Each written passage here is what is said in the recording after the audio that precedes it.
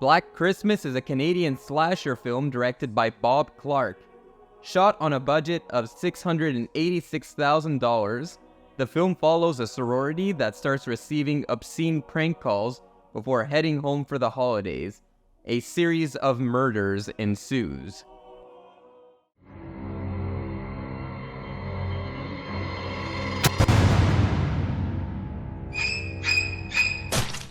Howdy folks, welcome back to Garage Slasher-thon, where every day, for the month of October, we revisit a slasher movie, Black Christmas. And I will say something, up until this point, it's always kind of felt like, is it a slasher movie, is it not a slasher movie? A lot of them kind of felt like film noir, a lot of them kind of just felt like thrillers. This, in my opinion, is like the first true slasher movie of the marathon. This really feels like a traditional slasher movie, which is awesome because to see a movie this old and this Canadian being so influential into the structure of how a slasher movie is, it's really pretty crazy to watch. I'm a Canadian, in case you guys didn't know, so it brings great joy to my heart to find out that this movie was funded by Canadian taxpayer dollars. Here's like the thing with Canada. There's a lot of people who are like, why are we using so much of our tax money to fund movies and entertainment? For the most part, they all suck. Like, most Canadian movies suck. But when the banner comes up at the beginning of this movie saying that this was made by the Canadian Film Fund, I was like, yeah, I wish we still made kinos like that. If all tax dollars went to Black Christmas, I'd be okay with it. Unfortunately, it also goes to funding a lot of crappy things that end up becoming nothing. Wow, I'm really hating on the Canadian film industry right now. I'm a part of the Canadian film industry. What am I saying? This movie was critically panned when it came out. Gene Siskel called it a very generic slasher movie, and I disagree with him. I think this is a very, very fun movie. It's really creepy, it's really funny at times, and overall, I just like the feel and groove of this movie. I love Christmas horror movies, and I think the reason why I love it is because I view Christmas as such a harmless time. Everyone's at home with the family or rushing to the mall to buy Christmas gifts. It's kind of the last place you would expect to find a series of murders, which makes it all the more chilling to think that this very harmless time, a time that feels very safe, a time that you're with family, is getting terrorized by murderers who have nothing better to do with their holiday. Another Christmas movie I like very much is Krampus. Krampus is a great Christmas horror movie. A lot of people don't like that movie. I think it's fun to watch. It's just a complete blast. And I think this is way up there with Krampus for my favorite Christmas horror movie. When I talked about Peeping Tom and Psycho and all these movies, the thing I liked about those movies is that the murderers weren't in it for sex at all. They were just very distant people, very cold people, very methodical, and they didn't have much sexual thoughts in their head. They were just killing for sport. That's something that this movie does differently, but I kind of enjoy as well. The killer in this movie is just a complete creep. When he starts giving phone calls at the beginning of the movie, he's just like, I want to lick your pussy. I want to lick it. Let me lick it. Lick it. Lick it. Let me lick your pretty piggy cunt. Ooh, yeah. You know, like, it is creepy when someone is just in it to kill for sport. It's also really creepy when it's just a sex maniac who's like, okay, yeah, you're kind of off, dude. And the opening of this movie is really reminiscent of the opening of Peeping Tom, and this was the direct influence for the opening of the Halloween movie from John Carpenter. That POV of a guy stalking people on like a very normal night. That's really a great opening. It's especially creepy because there's Christmas music playing, and again, you're like accustomed to Christmas being this very safe and joyous and family-driven time. And when you have this crazy sex maniac thrown in the middle of it, you're like, ugh. It's kind of uncomfortable to watch.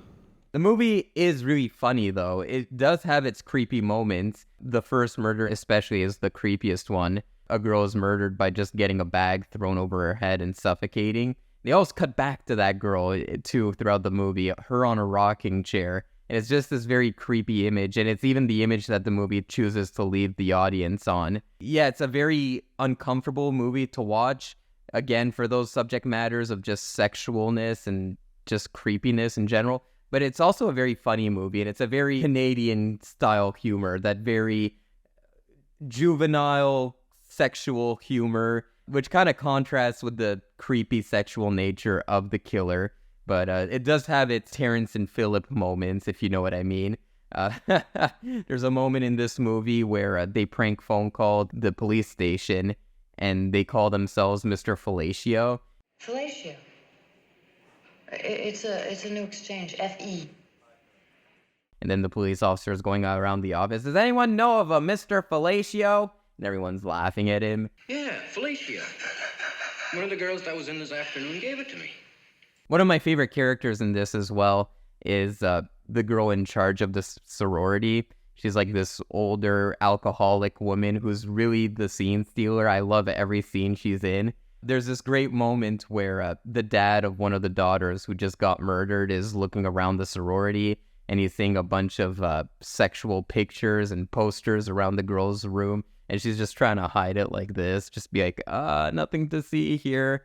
That was a great moment. So like I said, there's like these really good like scenes of like goofy comedy, but there's also a good contrast between that and then like the creepy nature of the movie.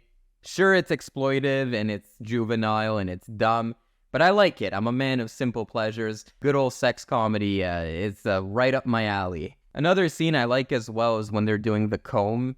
So like whenever there's like a missing person, you go in the forest and you distance yourselves and you get a large group of people and you just walk in single file in hopes of finding someone. There's a great moment in this movie that involves that. Again, it's like that kind of feeling of like you have to do this during Christmas that really makes me feel like uncomfortable. And one thing I do find very interesting about the movie is that unlike a movie like Texas Chainsaw Massacre or Halloween or Friday the 13th, you don't have a central bad guy. You don't have that iconic looking slasher. The slasher is not revealed throughout the whole movie. Even to the end, you don't know who is doing these murders and why, what is his motivation. And that kind of just adds to the creepiness for me because you don't know who's doing it. You don't know who's doing the motivation. A lot of times in slasher movies, I kind of fall off the wagon when you find out what the motivation is and who the person is. It always kind of takes me out of the movie. That's not the case in this movie. They really keep it ambiguous, especially at the end, which is something I really do appreciate. There are some kind of outdated moments. There's like a part where they're receiving obscene phone calls, and one of the characters is like teasing the other character for being a square. Oh, come on. This is a sorority house, not a convent. I don't think anyone enjoys getting the sexual phone calls. But then there's this other great moment where a character has to listen to the obscene phone calls in order for the people at the operating station to track down where the call is coming from. And it's a really suspenseful setup because they have to stay on the phone long enough for them to find out where the call is coming from. And you're just like, is this guy going to hang up? Is he going to hang up? And you're on the edge of your seat. It's a really good suspenseful scene that doesn't really involve any murders, but you just want to see these characters succeed. And the setup really pays off at the end of the day. So yeah, I really like this movie. Solid slasher movie. Probably one of my favorite slasher movies. But guys, have you seen Black Christmas? Comment below. Let me know what you think, and I'll see you guys tomorrow. Take care. Black Christmas, starring Olivia Hussey, Keir Dullea, Margot Kidder, and starring John Saxon as Lieutenant Fuller. If this movie doesn't make your skin crawl, it's on too tight.